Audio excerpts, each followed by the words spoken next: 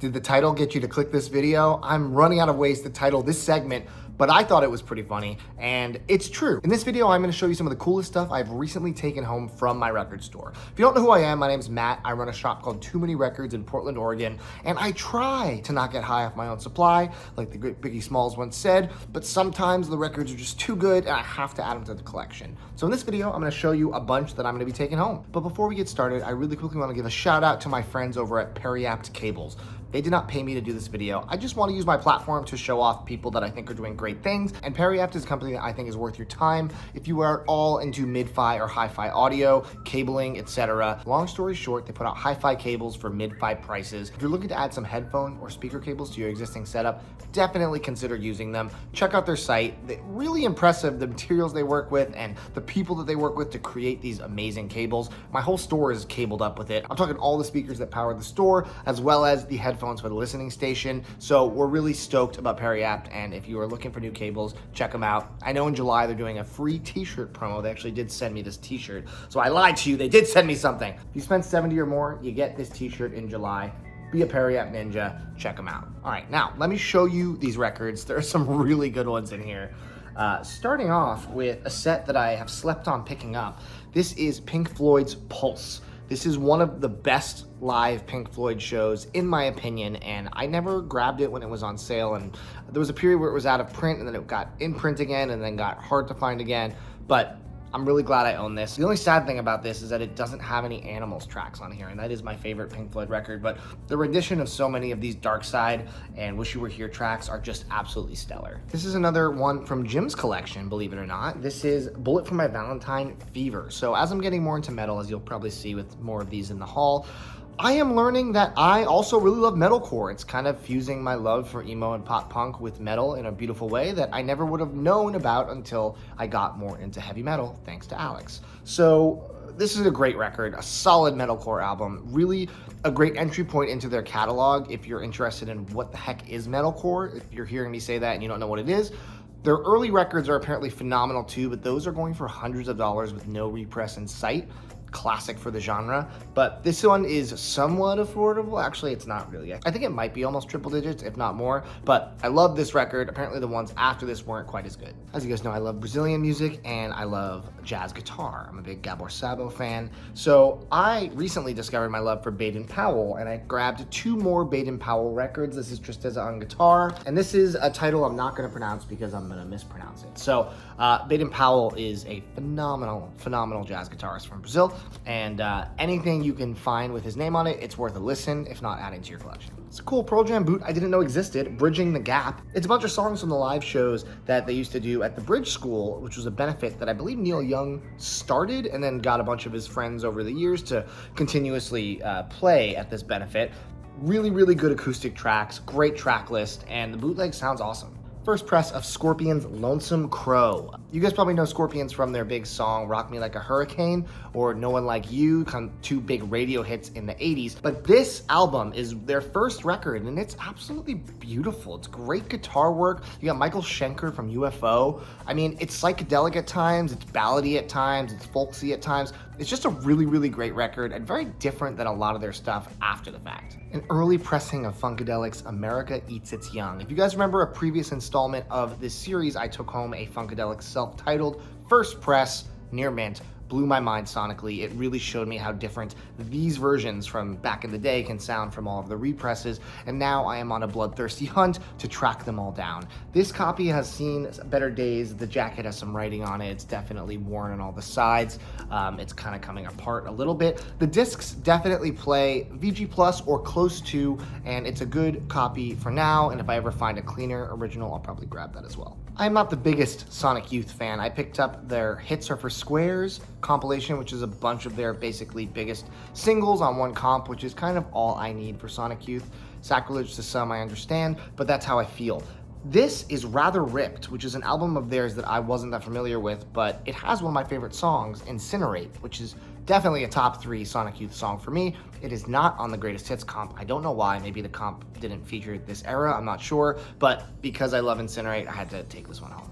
the album's pretty good. And I finally acquired through a collection my own Zeppelin 2 RL. If you don't know what an RL is, long story short, Bob Ludwig, aka Robert Ludwig, is one of the best mastering engineers in the game. The version that he cut with his little RL inscription is so much hotter and in your face. The master is unbelievably lively, and I A/B tested a regular copy of this with the RL, and it truly blows it out of the water, no contest. Even VG copies of this can go for $150, $200, $250. It's kind of crazy because everyone's trying to grab one of these, and they're not insanely rare. I mean, you can get lucky and find them at a store, but to find a clean copy like this, which is basically VG++, it sounds amazing, and this is definitely my copy that I'm gonna keep forever, unless I somehow find a near mint, but I doubt it. Let's stay on the Zeppelin train for a second. This is a Japanese pressing of Zeppelin 4, my personal favorite Led Zeppelin record. And when I went to go price this to potentially put on in the store, I saw that all of the comments on Discogs said that this version is arguably the best sounding version of the album. I, at that point, knew I had to take it home and it couldn't make it to the store. I have a regular press from the 70s. It's nothing special. This is definitely gonna blow me away. I have yet to listen to it on the Clearaudio, but when I take it home, I'm very excited to do so. Kinda took a few more Japanese records from some hauls of Obi strip records we got for the 1 year. This is Minnie Riperton's Perfect Angel. I mean, just an amazing, amazing record. Her voice is one of the greatest and most unique voices in music history. The things she can do with it are absolutely unheard of for most vocalists, and this album front to back is a stunner. Had to take the Japanese one home. I'm heavy into my funk phase right now, really loving funk and jazz funk and anything funky at all. The meters are no exception. This is Fire on the Bayou. It is a promo copy. It is not a white label promo, but it is a tan label promo. I'll show you guys. It says promo not for sale on the label, which is very cool. And it plays strong VG+. The jacket has seen better days, as mentioned, but awesome, awesome record. Probably my favorite Meters record. You thought we were done with the Obies. No, no, no. This is a Japanese pressing of Bill Evans Alone. As I'm getting more into jazz, I'm kind of gravitating towards certain things, and I do love piano jazz, I love jazz guitar, and I love jazz funk. Those are kind of the things that I'm really, really kind of listening to more than everything else. Bill Evans Alone is a beautiful compilation of tracks, and this Japanese pressing sounds terrific. So I don't have enough jazz in my collection. I just had to take something home. Talk about funk. We got the funk master Technica, and this is a Japanese pressing of the Rainbow Goblins soundtrack. Fun fact, in kindergarten, I was in a junior version of the play, The Rainbow Goblins, in my school. I don't remember anything about it except that I was the Indigo Goblin, which is probably the best goblin to be. Anyway, this record is amazing. If you like soundtracks and like funk and like kind of a mystical feel, this album is awesome. I mean, Technica rarely misses. Let's take it to grunge for a second. If you've heard of these guys, Grunt Truck, this was kind of like a lost grunge act from the era, and it holds its own with some of the best. I mean, it's obviously not quite as good as the Pearl Jams, the Nirvanas, the Alice in Chains, the Soundgardens of the scene, but it is just a half step below. This record is called Push, and it is a great, great grunge gem that got a reissue not that long ago. It's on red and yellow swirl. It looks really cool. Wanted to show you guys this. And here we have another Japanese record. This is Astrud Gilberto, recently passed away, rest in peace, and Walter Wanderley, who is an underrated musician to play kind of Brazilian-inspired tunes. I think Walter Wanderley's awesome. I mean, some of his stuff is absolute cheese, but some of the best stuff is really terrific. And this collaboration between Astrud and Walter is just really, really good, and I had to take it home. It's a record we got in the collection, and I didn't know much about Smokey Robinson and the Miracles, to be completely honest. I knew who they were, but I couldn't really put a song to the name. I just kind of knew the era and the type of music. But this first track, The Tracks of My Tears, is one of the prettiest songs I've ever heard. It literally stopped me in my tracks when I heard it, and I almost came to tears. I don't know. That's stupid. But seriously, it was really, really amazing, and I had to grab this record. The whole record isn't quite as good as that track, to be honest, but I mean, that track alone makes it worth the price of admission. A little more Obi action. This was not organized at all. I'm sorry, guys. We're kind of going all over the place. This is Sade's Promise. I love Sade. I think that her music is stellar. Her voice is stellar. And every album of hers is at least good, if not excellent.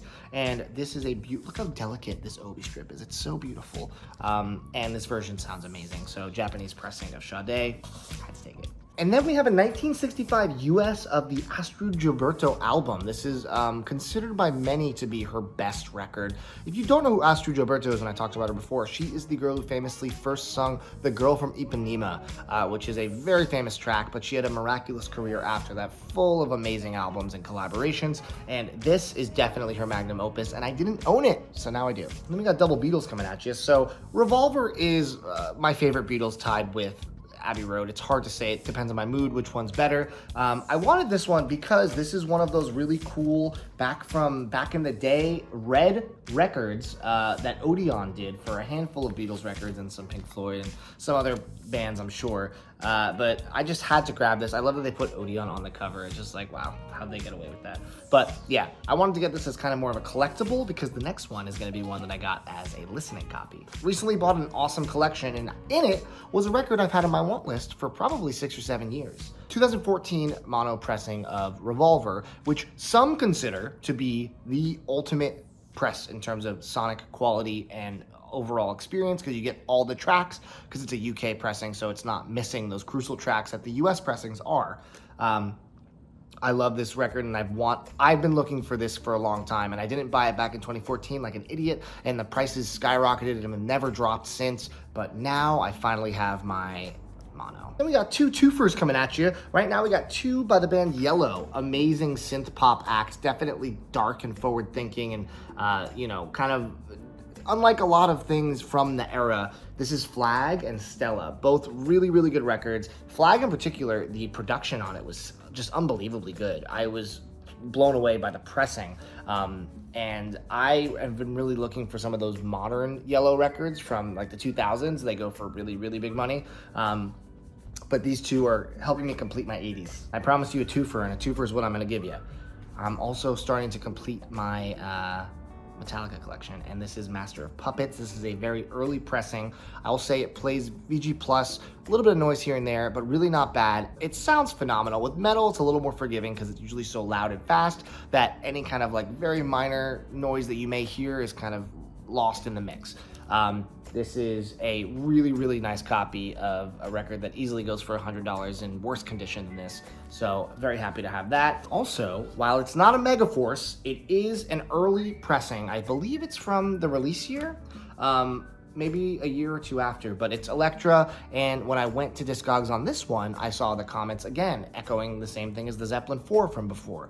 They said this is absolutely one of the best sounding pressings, and I listened to it and I can attest it is. So now I have all of the early Metallica that I've been looking for and the ultimate pressings of them, I believe, which is very exciting. I also have a Ride the Lightning at home. And now for something completely different. This is the Best of the Kallax Part 2. Speedo and the Kallax is a doo-wop group that I grew up on. I don't talk about it that much, but I love doo-wop. My first ever concert was a doo-wop convention with my high school friends. We were the youngest people there by decades. It was awesome, and I saw these guys perform. They wore all red suits, synchronized dance moves. I mean, they were pretty old at the time, but the Kallax know how to party. And you know what? This comp, I had both Volume 1 and 2 in a collection. Volume 1 was good, but Volume 2 has absolutely some of their best tracks. I mean, it has the iconic track Speedo, but it also has No Chance, which is such a great song to end side 1. This is basically all I want from them, but if you don't know Speedo and the Kallax and you like doo-wop, check them out. This album blew my mind. So this was in the store for a long time. It's the Vinyl Me Please version of Donald Byrd's Stepping Into Tomorrow. Donald Byrd has quickly become one of my favorite jazz artists because all of his stuff from this era is so funky and so delightful to listen to. This one is no exception. This is cut by Kevin Gray from the original Analog Masters. I mean, a truly excellent pressing from Vinyl Me Please, like a top tier from stuff I've heard from them. Look how gorgeous this record is. Donald Byrd, you will bankrupt me. You will. Finally, we are gonna have two metal records. First being a repress, as much as I love an original, of Show No Mercy by Slayer. I have listened to a fair amount of Slayer, and I love, obviously, Rain and Blood. This record, I think, might be my favorite Slayer record. It kind of has some of the elements of like some of the earlier metal stuff like Judas Priest and a little bit of Maiden at times. And it definitely has this energy that is just, I think some of their catchiest stuff, which is, hard to say. Slayer isn't normally known for being catchy per se, but I love this record, and the repress, it's on this like kind of marbly orange. It sounds fantastic. One day I'll find an original though. Last but not least, I got this box set, Motorhead England. I was gonna potentially sell this, but then I saw what it was. It is Overkill, Bomber, and Ace of Spades on colored vinyl, which is green, blue, and red, one for each album. And I already own Ace of Spades, it's a repress, but I really never listened to those other two early Motorhead records, and I really enjoyed them.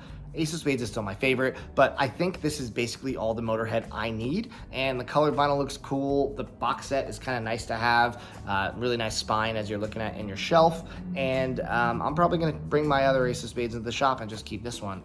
Really cool. Couldn't find a lot of information about this one, to be honest. I was trying to Google reviews on forums and Reddits, and really not many people talking about it, but it sounds great. So those were my recent batch of things I've taken home to the collection. Obviously, there will be more down the road. And we always get excited to see new fun things come in. If you saw all of this, imagine the stuff I did not take and put in the store. We are full of great things all the time. So if you're in the area, we'd love to meet you and have you check out our wares. Thank you for watching this video. I hope you enjoyed it. If you enjoyed it, maybe you'll consider subscribing to the channel. I have 500 plus videos over 8 years talking about vinyl records, my biggest hobby. If you're watching this long, it's probably yours as well. But thank you again. I appreciate it. More videos coming soon. Take it easy.